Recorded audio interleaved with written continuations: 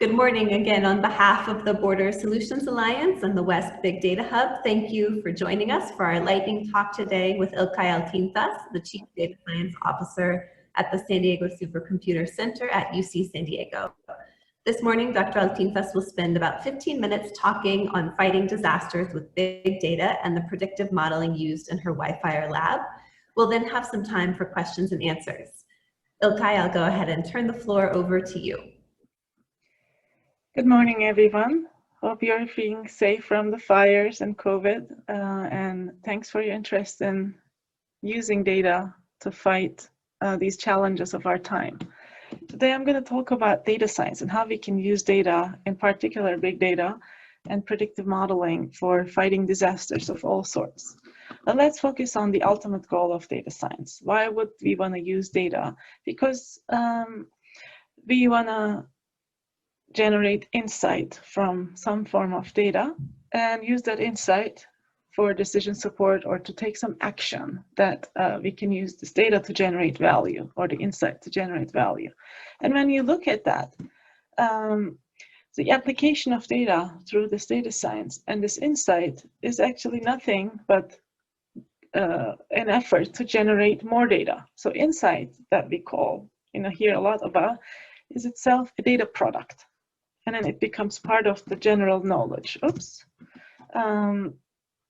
So when we have a lot of data, in that sense, you want to maybe have some form of question in your mind that you're trying to harness this data to answer, or you're looking at it in different ways so the data can inspire you and come up with some ideas of how that data can be used or what it's telling us about some problems that are occurring in the phenomena that we are looking at. But it's this loop of generating insight, making it a part of the knowledge, and iterating on these questions and analysis and modeling is the efforts that we are also looking for here. You have different data sets that you're going to bring together and do some maybe analysis and modeling, or you might have questions in your mind that you're looking for data sets to answer with. This loop will happen in the projects you have. And I urge you to, definitely include those pieces of the solution, data sets, the data lifecycle. You want to look at if that data is compliant, what kind of actions and analytical methods that you're going after, and what kind of infrastructure you need for it. So these are the pieces of your solution, but most importantly, your stakeholders, who's going to be using this, who provides those data sets, who are doing the analysis. These all come together in a solution. So when you go for a question in this challenge, just think about that and make sure you're cautious about some things, right? It could be biases in this data sets or transparency, how accurate, can you measure that? Can you explain your results? Can you reproduce your results? These are going to be really important along with the ethics of it. Are you using these data sets from, for instance, individuals, or, are there ethical considerations you have to take when you're building your solution? But let's take another step back. And why are we talking about data science today? What are the disruptors you want to be using? Right? One is big data. The data comes from all kinds of sources now, measurables. It could be like sensors. It could be the social media data. It could be published open data sets of disease spread and the numbers and things like that in San Diego. And you want to combine it with some form of device that you could take advantage of to analyze this data. It could be a GPU, it could be your laptop, it could be a cloud computing environment. So the two of them together are having this much access to the data in an unprecedented form, actually. In this type of COVID-19 is actually the most data collected about a disease easily. And the ability to actually use computing to work with the data changed the way we solve problems today. So what is that big data, you know, and what are the challenges related to that, right? It's like you're trying to mine diamonds and generate value almost from these data sets. But they come with challenges of, you want to see, can you deal with the data size, that volume? These are called the V's of data science in generally, or big data. Can you handle that volume, the size of that data? It comes from different sources. It creates this variety, creates a complexity that you want to be aware of. And can you combine two data sets? Are they actually combinable, or do you need to do something in terms of their resolution and time or space or different properties of the data? Can you put that together, or do you need to model it further to integrate? The speed, can you handle the speed you're receiving these days? If you're using social media data, it's another type of speed than, you know, daily reportings of the disease spread. And the quality of data, is it coming from the veracity? Is it coming from a trusted source, or does it come with measurements of how you can trust this data, or measurements of its quality in different forms? Like, for instance, certainty of it, or you know, some other measurements related to the reported data and its trustability. But the goal is, we want to solve problems using this data in a data-driven way, right? And our problem right now in this challenge is COVID-19. But when you look at these different problem areas, manufacturing, drug discovery, medicine, the way we manage cities and disasters, and education, and, you know, our utilities like smart electric power and water systems. The goal is to get the data, combine it as fast as possible, so we can generate some value from it. So there's some massive amount of data, let's say image data in this case. You can use computing to actually annotate and turn that data, like understand bits of the data that becomes knowledge, so then you can use to solve problems. So this is the high value zone. And in this challenge, your data set, think of how you can actually analyze these data sets so it becomes valuable for you to solve the problem you're going after. And once you do that, you can use this value to solve problems. So the goal here is, we're going to look at the end of this challenge is, did you use data to amplify the value of that data to benefit the problem you're solving? So that's as I really recommend for you to focus on those problems that you're solving. What problem are you solving? How is data helping this problem? And how did you generate insights so you can affect the solution to that problem, impact the solution to that problem? What if that problem was wildfires? That was our question when we started more than 10 years ago with integrating data related to wildfires. And I'm talking to you on a day that we're about to get a serious fire weather this week, Tuesday through Thursday. And there are multiple wildfires already burning around us. But when you look at the recent history, last 2 decades, in 2003, 17 years actually, we had the Cedar Fire in San Diego. It was the biggest fire to date. And since then, we had the 13 of the most destructive 20 fires. So fire is a big problem in our environment in California and our border.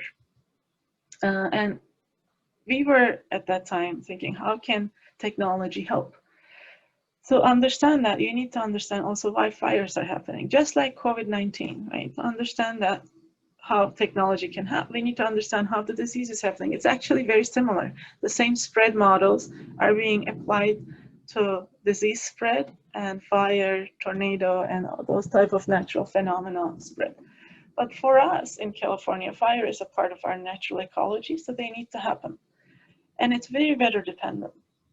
If location started burning on a regular weather, not what we call Santa Ana fire weather, in LA, it would burn this much. But the same ignition point, that marker that you see, if it happened on a Santa Ana day, it would have more destructive effects. Even if you look at the acreage, it's already almost 10 times as much. But when you look at the population and housing being affected, it's multiple orders of magnitude more. So how does fire happen? Then it's weather dependent, we said, but also it's environment dependent.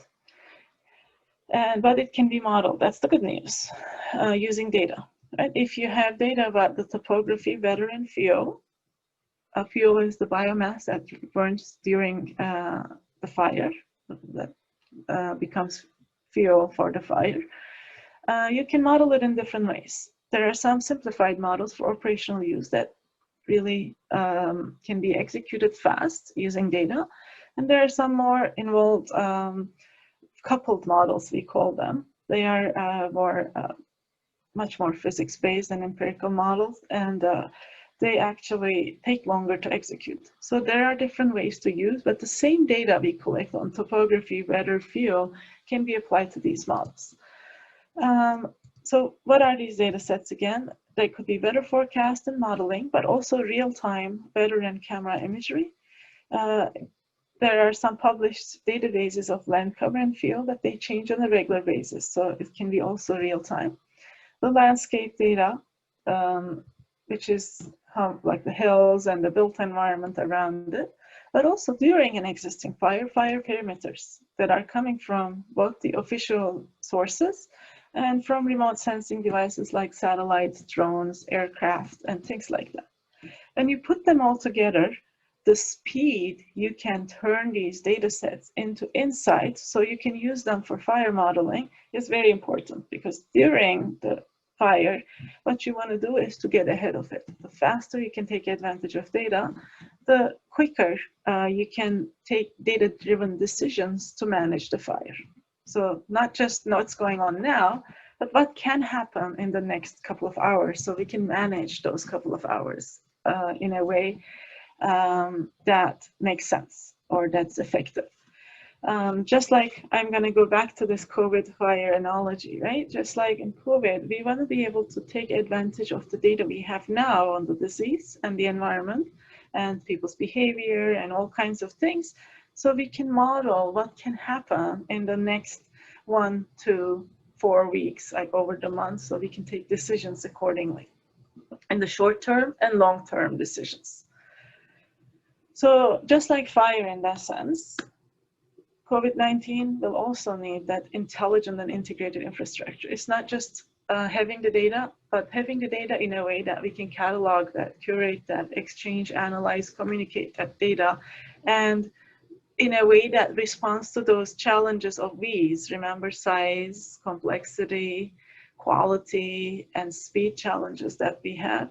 It requires infrastructure. Of course, this is not something one person can do, but if we all work towards that, we can, I think, have, just like what we've done for the fire science and operational wildfire intelligence, solve both disease modeling and decision support issues accordingly. And I think this challenge is a part of that. Now we have the data, and we are looking for parts of that solution. So Wi-Fire is a project that looked into the fire side of this problem. It's a project that was funded by the National Science Foundation since 2013. Now what we've done is not just bring these data sets together, but visualize those data sets, combine it with fire modeling, predictive modeling scenarios or tools at scale, and create intelligence on what might happen and what is happening and what the effects of it will be about wildfires before, during, after fires.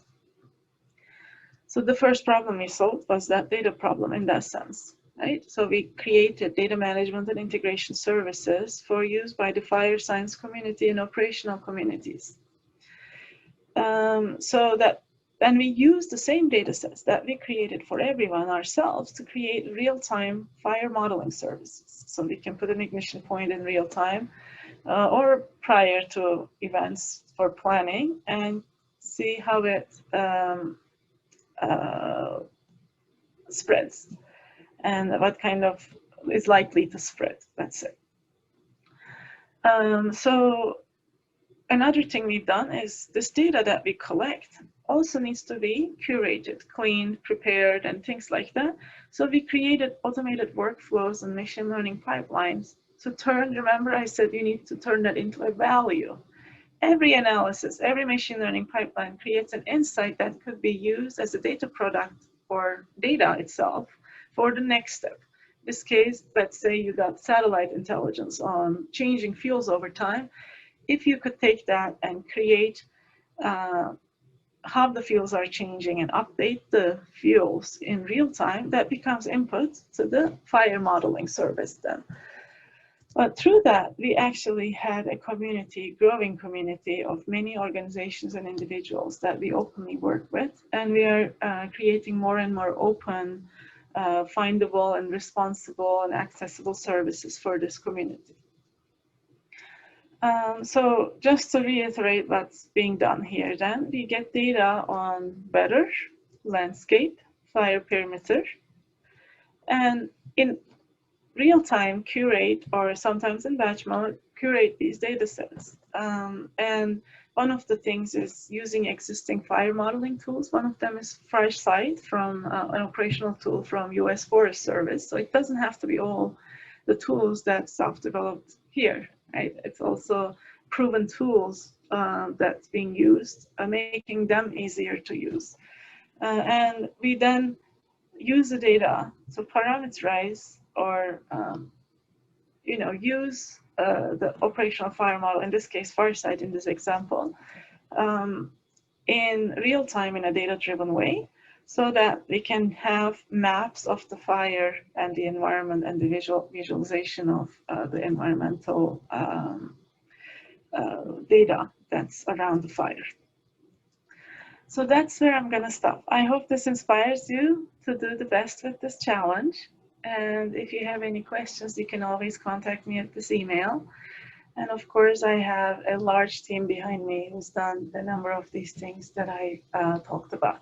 Thank you very much. Thank you so much, Ilkay, for sharing that with us today. I'd like to give some of the folks who are joining us live a chance to ask any questions that they have. They can use the Q&A function at the bottom of the Zoom screen to do so, or raise their hand and I can give them the floor. But if we don't, well, I'll give folks just a minute to see if we do have any questions. And if we don't, I have a question of my own.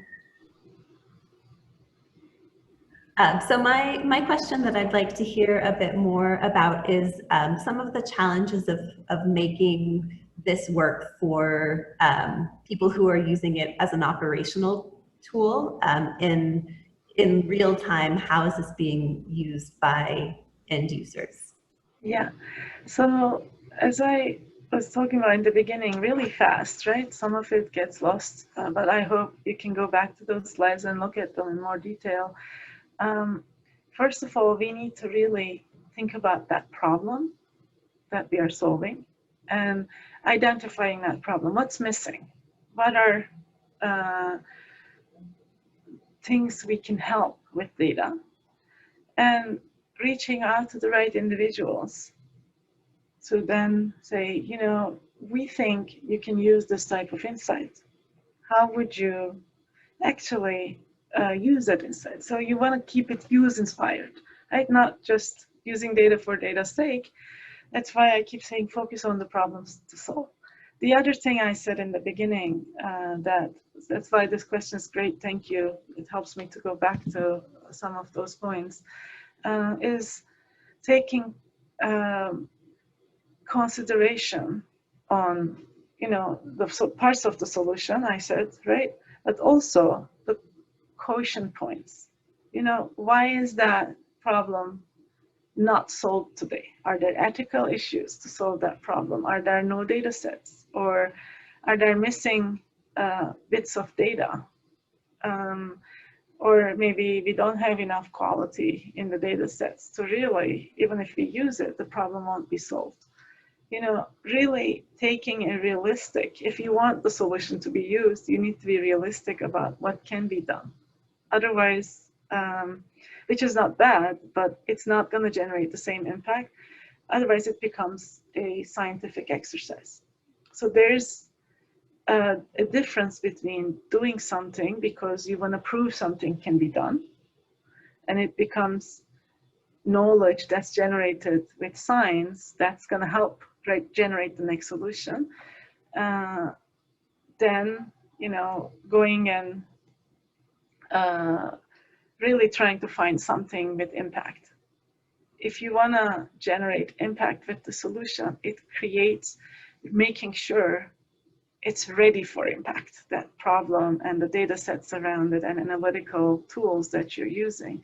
All of them are top-notch and robust and accurate and ethical and responsible. All of it has to come together because this is a societal thing. And you want to make sure everything is right before it's applied.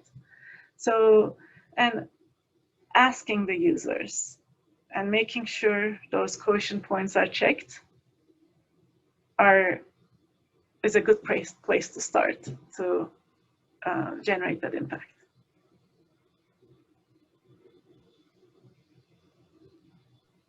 Thank you very much again for joining us today and for sharing your work with us. I think it will be really inspirational for the folks participating in our data challenge. Thank you. Good luck with the challenge. Bye. All right. Bye-bye.